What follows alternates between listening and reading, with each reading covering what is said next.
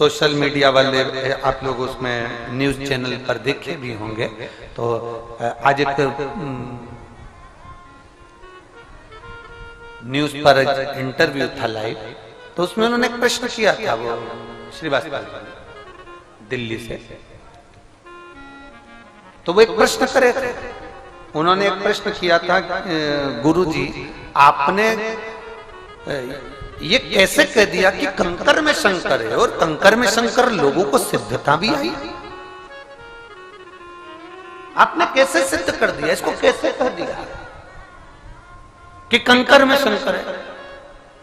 आप कैसे कह सकते हो कंकर में शंकर है? हमने उनको एक ही बात कही कि आप थोड़ा ध्यान लगाइएगा, 12 ज्योतिर्लिंग में आप 12 ज्योतिर्लिंग में से एक ज्योतिर्लिंग अगर नागेश्वर को उठाकर देखेंगे तो एक वैश्य अपनी धर्म पत्नी के साथ रहता है, उसके घर में संतान का सुख नहीं है, संतान का सुख नहीं था, तो उसने एक काम चालू करा, प्रत्येक वन में वो एक बेलपत्र का वृक्ष, एक बेलपत्र का पौधा लगाना प्रारंभ कर। क्या काम चालू करा उसने? बेलपत्र का पौधा लगाना चालू करा। अब दुनिया के लोग हमसे कहते हैं कि महाराज जी ने बताया तो हमारे यहाँ 10 साल बाद संतान हुई, कोई कहता है हमारे यहाँ 20 साल संतान हुई, कोई कहता है हमारे यहाँ 30 साल बाद संतान हुई, कोई कहता है महाराज जी ने बताया तो 15 साल बाद संतान हुई, कोई कहता है 8 साल बाद संतान हुई। इसमें सीहोर वाले महाराज ने कुछ नहीं करा, इसमें तुम्हारा जो विश्वास था, तुमने कथा सुनी, पीछे के जितने श्रावण के महीने आपको बोले जाते थे और आपसे हम वृक्ष लगाने को कहते थे, बोलो बोलो सही है कि गलत है, ईमानदारी से बोलो। हमने आपको वृक्ष लगाने के लिए कहा, हमने आपसे कहा कि 1 करोड़ बेलपत्री के वृक्ष लगाना है, और टीवी पर हमने कह दिया सबको लगाना है, और वृक्ष लगाने के फोटो हमको भेजना, हम टीवी पर उसको दिखाएंगे। बोलो बोलो किस किस ने सुनी थी वो कथा? सुनी थी ना?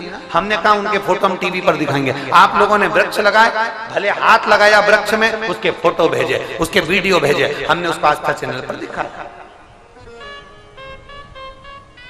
अब कोई कहे कि ये सीहोर वाला तो पगला हो गया, सबसे पेड़ लगवाते फिर रहा।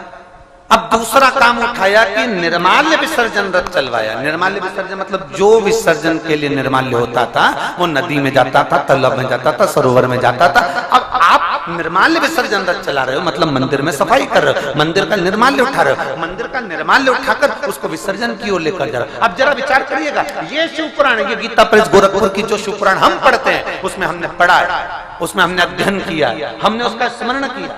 हम ज्यादा विद्वान नहीं है पर पढ़ते जरूर हैं, विद्या अध्ययन करते हैं, इसको हम पूर्ण तरह से उसको दिन रात घोटा करते हैं, उसमें क्या चीज मिल सकती है जन मानस के कल्याण। अब हमने उसमें पढ़ा कि बेलपत्री का वृक्ष, बेलपत्र का वृक्ष माता पार्वती जी के हृदय से, अश्रु से बेलपत्र का जो वृक्ष प्रकट हुआ है, मां पार्वती जी मां उमा से कहती हैं, जो पार्वती जी का एक स्वरूप था, जब वो पूछने के लिए उनसे कहती हैं, इस बेलपत्र के वृक्ष को जो रोपित करता है, और बेलपत्र का वृक्ष जैसे जैसे बढ़ता है, पार्वती जी कहती हैं वैसे ही उसके घर में वंश बढ़ता है।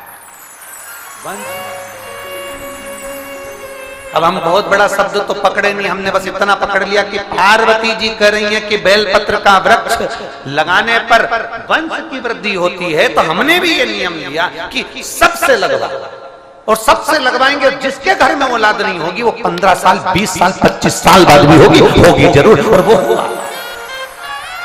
हुआ 25-25 30 साल बाद लोगों को औलाद हुई, 40-40 साल बाद लोगों को औलाद हुई, 55 साल की महिला को 60 साल की महिला को भी औलाद हुई। ये व्यासपीठ ने देखा और आपने भी टीवी के माध्यम से देखा, केवल वो बेलपत्री के वृक्ष का। अब लोग कहते हैं सीहोर वाले महाराज के पास कोई विद्या है, कुछ नहीं है, फालतू की बात है। सीहोर वाले महाराज के पास कुछ नहीं है, फालतू की बात है। जैसे तुम हो वैसे हम हैं, माता के गर्भ से तुमने जन्म लिया, माता के गर्भ से हमने जन्म लिया, हमारे पास कुछ नहीं है, बस केवल एक ही चीज है, बोल बम का नारा है, बाबा